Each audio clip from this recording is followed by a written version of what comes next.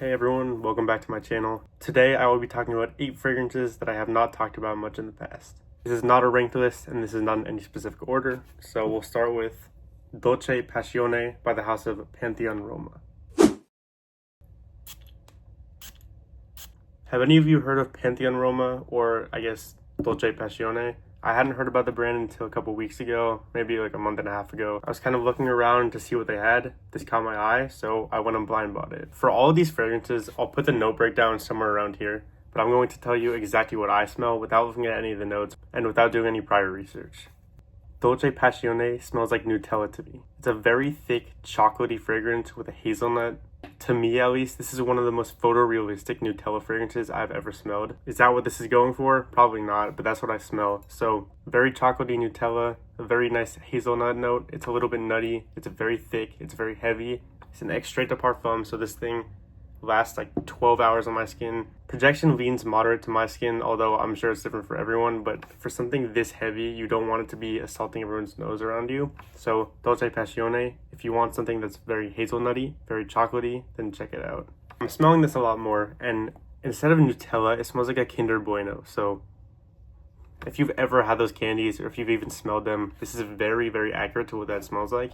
If you like that idea in a fragrance, then definitely check it out, but I know this is not for everyone. Some people think it's way too photorealistic. Some people think it's too sweet or too cloying, so definitely not Blind by Safe. However, it's not your typical fragrance, and if you like gourmand fragrances, then check out Dolce Passione. Are you guys bored of Xerjoff Naxos? I'm not bored of the fragrance, but I am a little bit sick of people talking about this, so I won't go too in detail for everyone that already knows about this. Naxos by the house of Xerjoff has become one of the most famous niche fragrances of all time. Is it near the popularity of Creed Aventus? No, but it's kind of getting there. So what do I get in this fragrance? In the opening of Xerjoff's Naxos, I get a slightly medicinal eucalyptus note, which is not listed. However, I actually don't mind it in this fragrance, and I think it's because it's blended so well. As this fragrance dries down, a very beautiful light honey comes out, paired with a heavy dose of vanilla and lavender. So a lot of people's caveat with this fragrance is a couple things. First of all, it's rated so high, everyone talks about it, and a lot of people think that it's a little bit overrated for what it is. I don't think it's overrated at all. I think maybe I'm a little bored of hearing about it, but it is a very magnificent scent. It smells like royalty. It's very high quality. The opening is a bit medicinal, which is definitely an off-putting thing for some people. If you can get past that, I would definitely advise to sit with this fragrance. Just test it on skin and see how you feel about it. The one thing I will say about Xerjoff's Naxos is that there have been major differences between the batches. So this is a newer batch. However, I think back in like 2016, I smelled some of the older batches and they were much darker in color. This is almost a pale yellow. The other ones were very dark, almost similar to this color.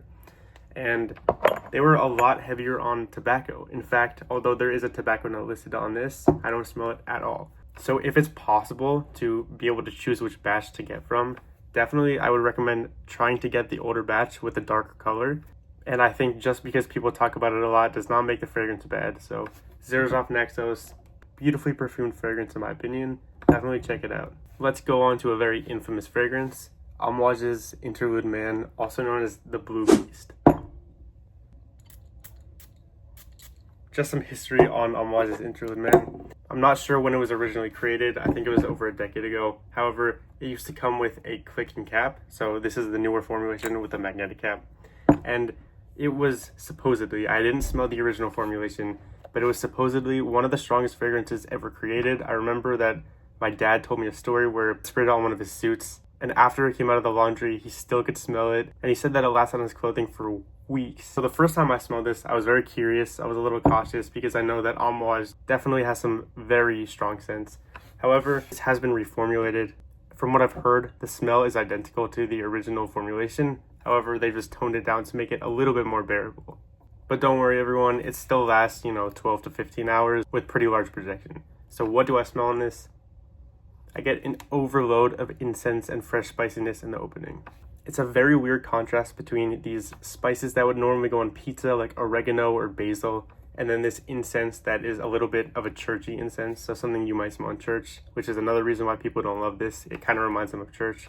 To me, with a lot of fragrances that have incense in them, for example, Mancera's Hindu Kush or Black Afghano by Nasamato, I almost get a banana peel type of smell in there, and I don't know what it is, but it happens in almost all the incense fragrances that I smell. I do like the smell of banana peels though, so that's not something that's off-putting to me, but it's definitely not for everyone. This is one of the most infamous fragrances, so for sure sample before you buy. I think that even if you hate the notes that I listed, it's definitely worth it to check out Amouage's Interlude Man. Another weird thing on my skin is that after about the 6-hour mark, from hours 6 to maybe 12 or whenever the fragrance dissipates, I get this very gorgeous vanilla. So one of my first memories from this fragrance is I showered like 14 hours after putting it on, and in the shower I could just smell the vanilla coming up, and I was so confused because I did not remember putting on a vanilla fragrance. And then I just realized that the Dry Down has a very, very nice vanilla scent that wafts up throughout the day and definitely balances out the more harsh notes in Amouage's Interlude Man. If you like the smell of clean laundry, or if you just like fresh fragrances in general, then Byredo's Bal d'Afrique is for you. This is a very famous one too, so I won't talk too much in depth about it. Bal d'Afrique, I'm not sure how to pronounce it. I don't know if it's Bal d'Afrique or d'Afrique, whatever. Anyways, this is considered one of the best freshy fragrances in the last decade, and I think that for people who like the smell of Maison Francis Kurkdjian's Petit Matin, or if you just like to smell like you hopped out of the shower all the time, then definitely this is one for you. However, for me, it lacks a little bit of depth. I think it's a little bit boring. I get around 6 hours longevity with moderate projection, and for this price tag, I don't think that's ever worth it. So although I do think this is a very well perfumed fragrance, it's very clean, it's very mass appealing. A lot of people like it. You know, you're not going to find many people that smell it and think it's a bad smell. Some people might think it's boring like I do, but it's definitely not a bad smell. I will not be repurchasing this because this is so expensive for no reason.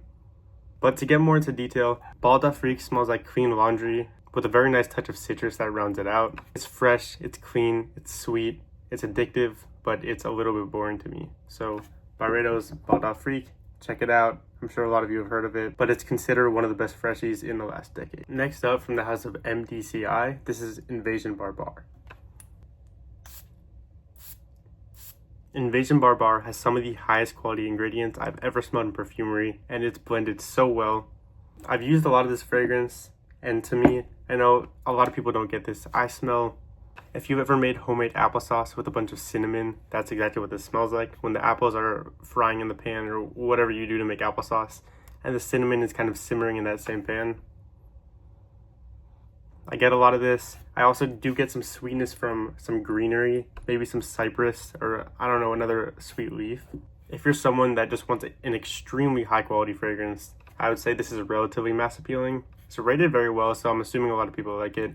However, it is a little bit expensive, so you definitely have to be careful about that. In terms of perfumery, in terms of ingredients, in terms of just how this wears on my skin, this is one of the most impressive fragrances in my collection. So if you have not heard it, or if you haven't sampled, then definitely check out Invasion Barbar.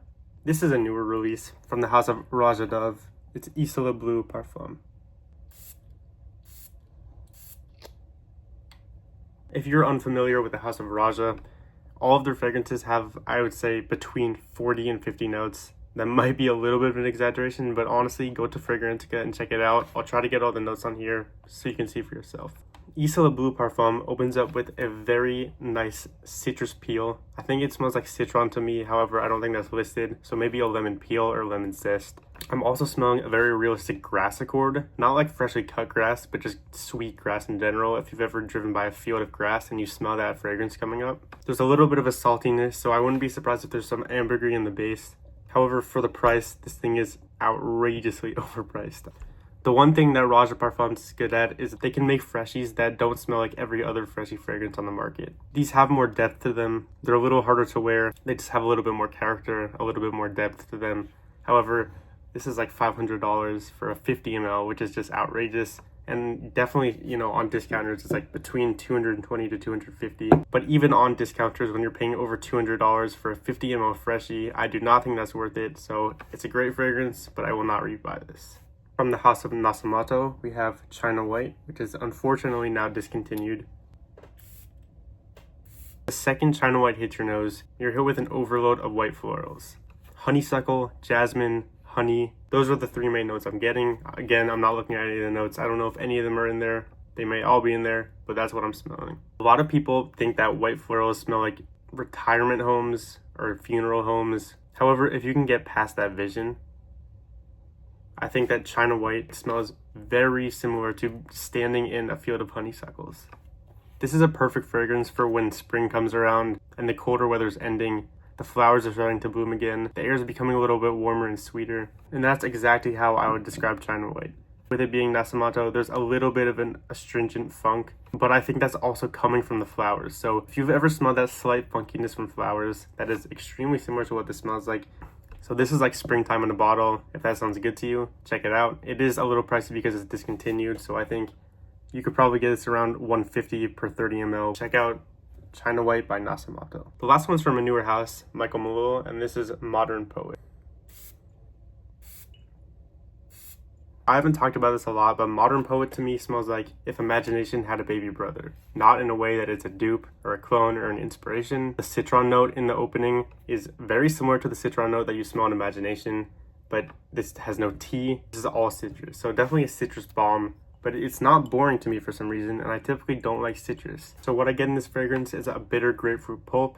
I get a very nice citron. I get some blood orange, of course lemon, maybe some just bitter orange in general. It smells very photorealistic, so if you like citrus fragrances, check out Modern Poet by Michael Malul.